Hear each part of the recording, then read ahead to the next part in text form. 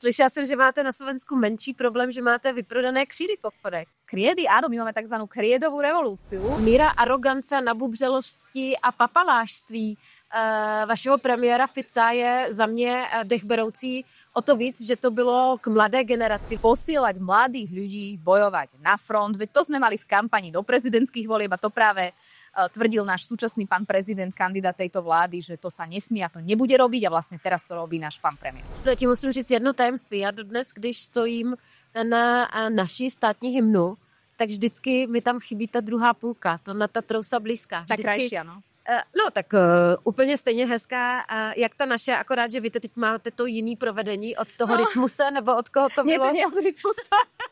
Tu je Veronika a Danuše a naše duo z Bruselu.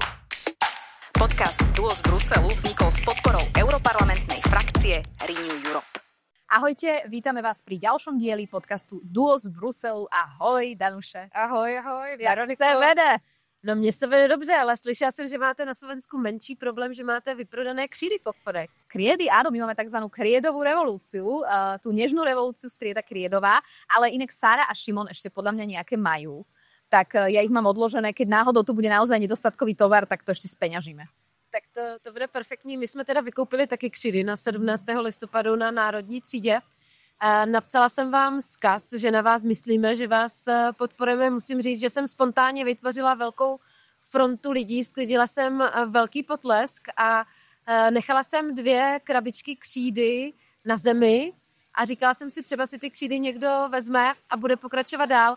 Musím říct, že když jsme se za hodinu vraceli, tak celá ta Národní před Národním divadlem byla popsaná křídami a hezkými vzkazy Slovákům. Takže myslím si, že křídová revoluce se začíná ujímat i u nás. Ale to je skvelé, lebo to opäť ukazuje na to prirodzené priateľstvo, ktoré je medzi nami Čechmi, Češkami a Slovákmi a Slovenkami. Možno pre ľudí, ktorí asi skôr v Českej republike nevedia, tak teda prečo Kriedová revolúcia, tak mali sme takú kauzu, kedy vlastne študent gymnázia napísal pánovi premiérovi Ficovi odkaz kriedov na chodník pred školou, kde mal mať premiér diskusiu. Treba povedať, že ten odkaz bol vulgárny, že pomerne dosť vulgárny, ale tá reakcia, ktorú vlastne ten študent dostal, bolo, že poň ho prišla priamo do školy polícia a odviedla ho na výsluch za to, že napísal teda kriedov. Protištátny živel. Hovorím, bol vulgárny ten odkaz, neschvalujem ho. Sára, Šimon, nepíšte vulgárne odkazy nikde, ale vyjadril vlastne, áno, nejaký svoj názor, už sa môžeme rozprávať o tej forme, ale myslím si, že tá reakcia, ktorá prišla od tej policie, bola neadekvátna. No tak to samozřejmě, protože psaní křídou na zem je běžná věc. Ano, asi neměl psát jakoby vulgárně, nicméně já jsem slyšela, že plýtváte i vodou.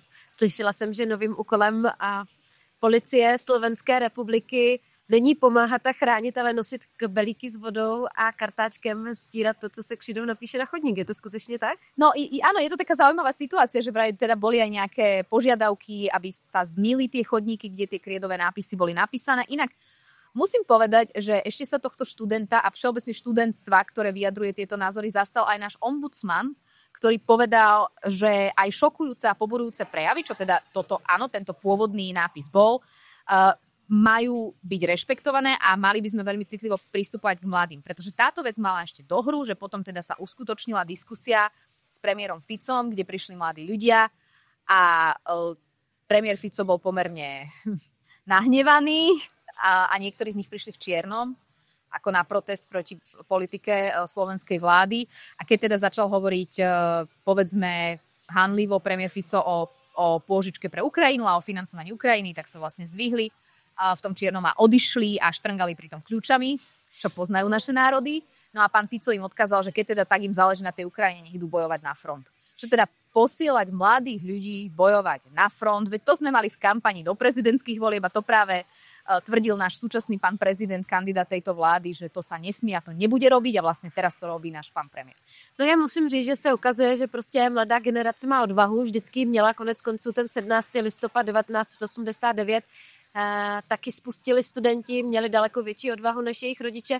Já musím říct, že jsem to video viděla a míra arogance, nabubřelosti a papalášství vašeho premiéra Fica je za mě dechberoucí o to víc, že to bylo k mladé generaci, vlastně k budoucnosti vaší země, které by on měl jít příkladem, nedávat jim špatné vzory, ale na druhou stranu jsem se vlastně musela smát.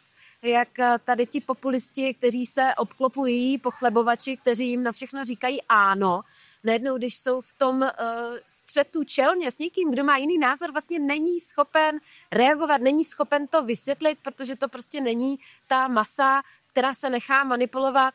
Takže za mě 10 z 10 pro vaše studenty a je to úplně skvělý, že mladá generace si to prostě nenechá líbit a že se ozve, protože už se ozvala jednou, ozvala se velmi silně a tohle je, myslím, že pro slovenskou společnost velmi dobrá zpráva, že to mladým lidem není jedno. Absolútne. A teda ešte možno vtipná historka z toho celého je, že na túto diskusiu si pán premiér naviezol svojich vlastných komparzistov, že tam teda tí, ktorí teda údajne mali byť študentmi, niektorí už boli takí prezretejší študenti, lebo už majú dávno strednú školu za sebou, sú to dokonca nejakí buď kandidáti v eurovoľbách strany Smer, alebo z nejakých okresných štruktúr strany Smer, čiže oni si tam doniesli vlastne svojich, ale napriek tomu to nevyvážilo to, že tam bola skupina študentov, ktorí už potom na tej diskusii podľa mňa veľmi slušne a jasne dali najavo svoj názor a to tak, že sa postavili a odišli. A to už podľa mňa je niečo, čo si zaslúži rešpekt, odvahu, lebo tam nebolo žiadne vulgarity, žiadne násilie. No a vlastne na podporu týchto študentov sa začalo písať kriedami a ľudia začali písať rôzne odkazy kriedami už aj v Česku a dokonca, keď bol 17. november sviatok tu, tak aj slovenská komunita, nejaká jej časť v Bruseli si vypýtala výnimku od polície, aby mohli napísať na chodník tuto v okolí Európskeho parlamentu tiež odkaz pre študentov. Takže aj ten teda sa dostal aj do Bruselu a dokonca mne posielali kamaráti z New Yorku odkaz pre študentov spod Brooklynského mostu. No tak to je úplně úžasný. Je teda nutno říci, že nejlépe jste 17. listopad oslavili vy, protože vy jste ho oslavili na Slovensku prací, protože tak, jak vaše vláda není schopna přijít s žádnými reformami, které by zlepšily život občanům na Slovensku, tak je ale velmi efektivní v rušení svátku a zakotvování nejrůznějších věcí do ústavy, takže byť vám zrušili to, že máte volno na 17. listopadu, tak ty oslavy i na Slovensku byly velkolepé. No a já udělám odbočku k našim oslavám, které teda my jsme měli volno, to se odrazilo v těch ulicích, no ale představ si, že to bylo taky jako poměrně úsměvné, protože nově zvolený předseda poslanecké sněmovny je takový srap, že nenašel odvahu přijít na Národní třídu, položit květiny, měl prostě strach.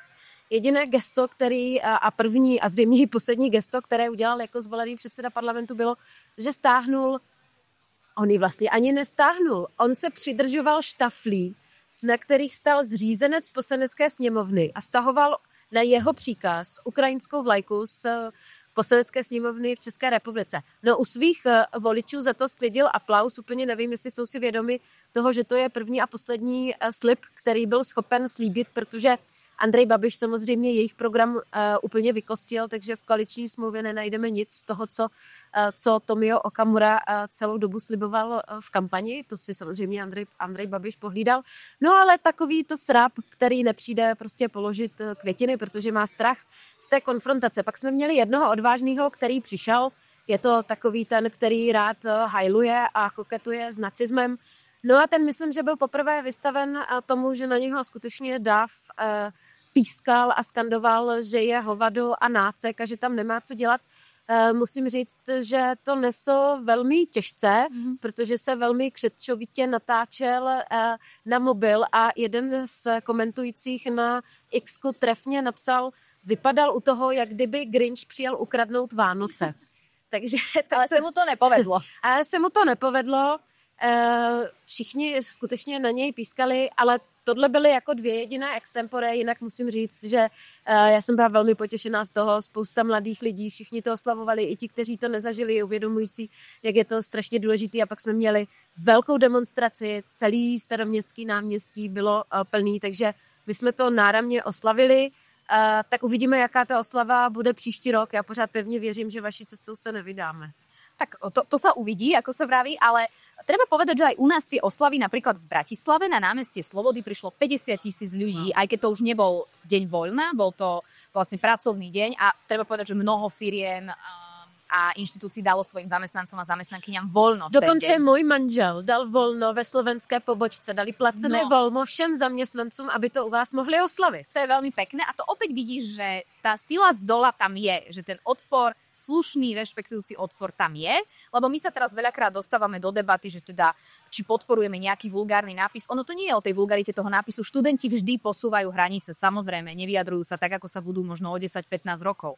Ide o to, že naša vláda, ktorá sa hrdí tým, že rešpektuje iný názor, to je teda jedno z hesiel ich takej kampane, ktorú mali po voľbách, že rešpektujem iný názor, tak oni ho rešpektujú, sme zistili len pokiaľ to je taký názor, ako majú oni. To znamená, že oni by si to mali preformulovať na rešpektujem náš názor a vtedy by to sedelo. A oni si urobili teda ešte jedna vec pre možno najmä české publikum. Naša vláda si urobila svoje vlastné podujatie na 17.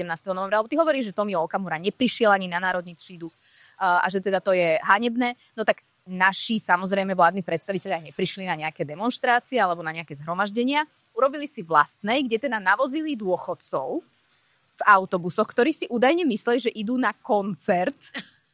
To je, ja keď to rozprávam, tak si hovorím, že to znie, ako keby som si to koho? Na koncert koho? Myslím, že Karola Duchoňa. Hele, tak Karola Duchoňa díky své slovenské kamarádce znám. A musím říct, že vždycky v nás jakoby budí velký úsměv, protože nám sděluje, že to byla obdoba Karla Gotta na Slovensku. No. Je to tak?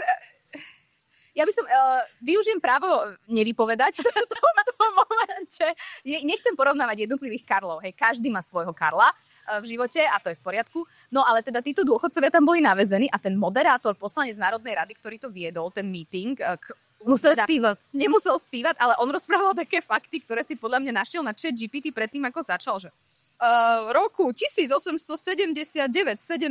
novembra sa narodil a pôsobil tento... A normálne tam dával taký historický exkurs, ale to, že teda je to deň, a to je náš obľúbený sviatok, podľa mňa obidvoch, lebo vďaka tomu tu sedíme, vďaka tomu vy ste tam, kde ste vo svojich prácach, môžete cestovať to. Teraz nechcem znieť nejak, akože tu kážem, ale ten sviatok je vlastne obrovskou ukážkou odvahy a tej obrovskej sily, tej niekedy aj tichej, ale väčšiny. A to ja verím, že u nás napríklad na Slovensku sa podobné niečo zopakuje, že teda v 2027 sa vymení táto vláda a podarí sa nám ju vymeniť, lebo táto vláda a Robert Fico šliape po všetkých našich sviatkoch, po tom, na čo by sme mali byť hrdí. A teda toto je deň boja za slobodu a demokraciu. Ja som strašne hrdá, že sme ho vybojovali, vy aj my. A že my sa vlastne ani k tomu oficiálne nevieme ako krajina nejak prihlásiť a musíme to robiť jednotlivo alebo ako nejaké iba skupiny ľudí, veď to je hrozné, kde sme. A ešte posledná vec, ja som bola v Bruseli 17. novembra, lebo už som mala prácu tu a stretlo sa zhruba možno aj viac ako 300 Čechov a Slovákov túto kúsok od parlamentu a zapaľovali sviečky a pripomínali sme si 17. november spolu a bolo to veľmi, veľmi pekné. Hrala tam hud, teda bola tam naša hymna, vaša hymna, modlitba pre Martu. Bolo to také, že som mala až slzičky v očiach, že to bolo naozaj silné, aj keď teda nebolo to také obrovské, ale aj celkom teda ten park Leopold, kde sa to odohrávalo, bol plný a bolo tam cítiť opäť tú spolupatričnosť. Československé přátelství, tá nejaká vzájomnosť toho, že sme tam, sme v tom spolu, je to naše. A mrzí ma, že teda vy si to viete podľa mňa adekvátne a dôstojne pripomenúť a my ako Slovensko, ako naša vláda to nevie. No tak náš pravděpodobně budoucí premiér, kterého jsme importovali ze Slovenska. Nedá sa vrátiť, sorry. Bohužel, přesně, asi už expiroval. Se plížil opět jako v 8 hodin ráno v domění, že tam bude co nejméně lidí, ale byl vypískán taky a já potom, když jsem byla klát z květiny na Národní třídě, tak tam ke mně přistupovali lidé a říkali mi, že tam třeba stáli od 6 hodin od rána. Jenom proto, aby stihnuli toho Babiše, protože on tam minule byl třeba v 5 hodin ráno, prostě chodí pod rouškou tmy, protože se stydí, aby ho vypískali. Tak tohle já teda strašně jakoby oceňuju, že ti lidé tam tak dlouhé hodiny stáli, aby dávali zpětnou vazbu, co si myslí tady o těchto lidech, jako, protože upřímně on se soudil na Slovensku, že jo, náš budoucí premiér s tím, že byl nebo nebyl v STB a všichni ví, že byl v STB a tihle ty lidé vlastně se tam chodí klanět a nosí tam květiny. No, je to tak. Je to taký bizar, že ja niekedy tiež počúvam spomienky na 17. november od ľudí, ktorí teda tiež buď spolupracovali s STB alebo rozprávajú, ako štrngali na námestiach. No ale to už je na každého osobnom nejakom nastavení, ako sa s tým vyrobiť. Kolik ti bylo v roce 89? Mala som, počkaj, rátam, asi 10 mesiacov. Wow. No to si nic nepamatuješ. V únoru, no a vlastne to bol november. No tak mě bylo 10, já si to pamatuju.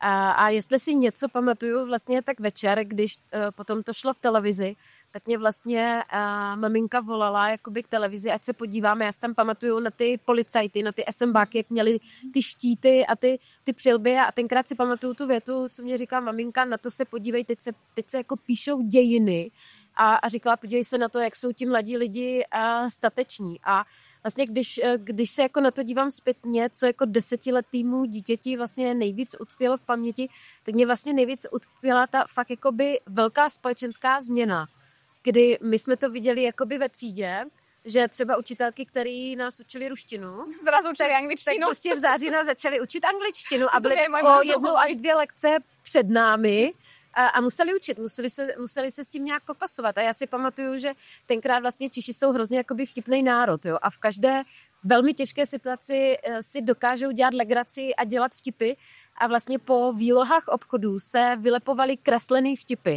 na Rusáky, na komunisty a my jako děti jsme chodili třeba vlastně, když jsme chodili do školy, tak o 20 minut dřív, aby jsme si to na těch obchodech všechny ty kreslený vtipy přečetli. Jako, tak to byla třeba moje jako náplň asi 2měsíční, že nikdo nechodil pozdě do té první vyučovací hodiny, protože všichni tam byli dřív, aby si přečetli, co se tam zase přes noc jako na tom skle objevilo. No jsou to vzpomínky, které nám už nikdo nevezme, ale jsem nesmírně vděčná, že fakt ta mladá generace v sobě našla tu odvahu se jakoby vzepřít tomu režimu a že nastartovala tu společenskou změnu, která se udala, díky níž tady vlastně dneska sedíme, protože kdo ví, jak by to bylo, kdyby se ta společenská změna neudála. A práve preto je to dôležité pripomínať a preto ma aj títo mladí ľudia, ktorí ukázali svoj občiansky osobný postoj, potešili a zároveň ma zarmútilo, ako sa k ním zachoval pán premiér, veď ty si to už hovorila, že ako by ich nebral vážne, prípadne bol až teda nepríjemný. Pritom mladí ľudia sú od toho, aby dávali najavo svoj názor, aby možno boli niekedy na nejakej, alebo tlačili nejakú pomyselnú hranicu. A o to viac si to musíme dnes pripomínať, ten 17. november, lebo ja som bola malička, ja som nemala ani rok a tiež som sa o tom veľa s rodičmi rozprávala, ale dodnes na každom zhromaždení na 17. novembra ja mám až zimomriavky. A aj keď som teraz počula, ešte tu v Bruseli, keď mi to tak celé došlo vlastne, že ja som tu dnes v úplne inej pozícii, ale som v cudzom meste, ktorého sa netýka táto nežná revolúcia. Napriek tomu je tu toľko ľudí, s ktorými zdieľam ten pocit a že hrajú tie naše dve krásne hymny jedna za druhou a doteraz, keď nad tým, aj ty, keď si to opisovala a celý ten priebeh, tak mám zimomriavky. Ja by som hrozne chcela, aby mladí ľudia, ktorí to aj nezažili a nemajú s tým taký prežitok, tak aby to práve z takýchto sprostredkovaných príbehov počuli a aby si vážili a aby sme si všetci vážili to, že tá sloboda nie je samozrejmosť. No, ti musím říct jedno tajemství. Já dodnes, když stojím na naší státní hymnu, tak vždycky mi tam chybí ta druhá půlka, to na ta trousa blízká. Tak krajší, ano. No tak úplně stejně hezká, jak ta naše, akorát, že vy teď máte to jiný provedení od toho rytmuse, nebo od koho to bylo? Nie, to nie od rytmusa. No tak on spolupracuje s tím vaším premiérem. To je od Oskara Rožu. Ale naše hymny sú krásne. A ty stojíš vždy pri hymne? Stojím vždy. Každýkrát, aj doma, že? Keď hráte napríklad... Ano, stoupnu si, pro mě je to moment, pokaždý, když hraje naše hymna, tak mám zimomriavky. Protože je to prostě speciální moment. Já to nedokážu popsat proč, ale je to pro mě vlastně speciální moment a musím říct, že onehdá jsem se vrátila z Kanady, byla jsem tam na hokejovém zápase NHL a i tam to byla tak mimořádná atmosféra, když prostě se hrála kanadská a americká hymna. Nevím, co na tom jakoby je, ale člověk si fakt uvědomí, jak je to mimořádný okamžik slyšet vlastně jakoukoliv hymnu, i francouzskou nebo německou. Vždycky je to vlastně jako svátek, ale ta česká samozřejmě a slovenská nejvíc. Veroniko, ale my se blížíme ke konci roku. Ano. Už nám zbývá měsíc, ani ne, když si to spočítám v té práci v Evropském parlamentu, tak asi už začínáš bilancovat, já teda taky. A říkám si, co jsem stihla, co jsem nestihla, tak co ještě ti zbývá? Co by si chtěla stihnout do konce roku? To by mě zajímalo. Nikto si nevie urobiť taký zoznam, čo by som chcela stihnúť, ako si viem urobiť ja a potom samozrejme splniť 10%. Ale okrem pracovných vecí čakajú nás ešte plenárne zasadnutia, čaká ma desiatky stretnutí, rôznej pracovnej práce, ale možno v tom osobnejšom živote chcem navštíviť vianočné trhy aj v Bruseli, aj v Bratislave s mojimi deťmi. Lebo to je veľký úkol, to ti držím palce. Lebo moje deti boli v obchode vianočnom a odvtedy majú vianočnú náladu už od polovice novembra. V Bruselu je vianočný obchod, inak krásny. a tam sme sa prechádzali a oni odvtedy už majú Vianoce. Takže ja non-stop počúvam, kedy sa už začnú tie trhy a kedy bude chodiť Mikuláš. Tak to byste měli přijet do Brna, protože v Brně už jsou Vánoční. Už sú, no tak vidíš to. Takže Vianočné trhy. Chcela by som skúsiť aj piecť s deťmi. Neviem úplne, a do akej miery je to bezpečné. To ešte zvážim. Ty čo plánuješ? No já jsem měla předsevzetí pro tento rok, který jsem nestihla, zbývá mě na něj měsíce a myslím si, že už to nezvládnu. A to je to, že ty jsi u mě byla asi jednou v kanceláři před nějakou dobou a já pořád jsem nestihla jí nějak zabydlit. Pořád jí mám takovou hrozně... Je taká sparťanská. Ano, takovou strohou. Já jsem si říkala, že aspoň zvládnu obrázek Václava Havla na zeď. To se mi nepodařilo, tak si to vezmu jako novoroční předsevzetí. Ale pak máme to společný a říkáme si to každý podcast. Jsme tady spolu už tak dlouho a nikdy jsme si nenašli čas spolu večer někam vyrazit. Tak já doufám, že to stihnem do těch Vánoc, třeba ve Štrasburku. Už je to vonku ako predsavzatie a naši diváci, diváčky, posluchači, posluchačky nás budú držať zodpovednými a budú nás spamovať správami. Budou nám dotazy, zda už jsme byli a zda z toho máme video a zda ho dáme na Instagram. Video na Instagram, no dobre. Tak ale toto sa mi páči, napríklad toto sa mi páči a toto považujem za relatívne reálne. Len sa toho musíme odovzdať. Budeš můj spolupachatel a když to nezvládneme, tak seš spoluviník. Ne. To ja nikde. Dobre, no tak budem sa tešiť. Veď si zase dáme nejaké ďalšie potom odrátavanie, čo sa nám podarilo a čo sa nám nepodarilo. Ale máme špeciálnu vianočnú epizódu, priatelia a priateľky. Já ani nevím, jestli to můžu propagovat, protože už tolikrát z toho sešlo. A teď je míč na vaší straně, tak doufám, že z toho nesejde. Míč je jako chytenej.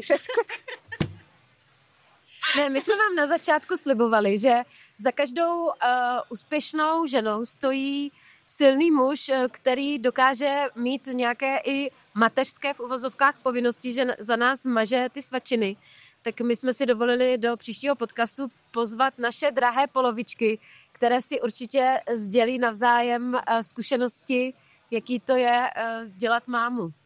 Delať mámu, alebo tátu, hej, že o všetkom sa porozprávame, čiže nasledujúci podcast, ktorý bude extra bonusový vianočný, by mal byť vo Štvorici, nie Polpici. Ja sa teším.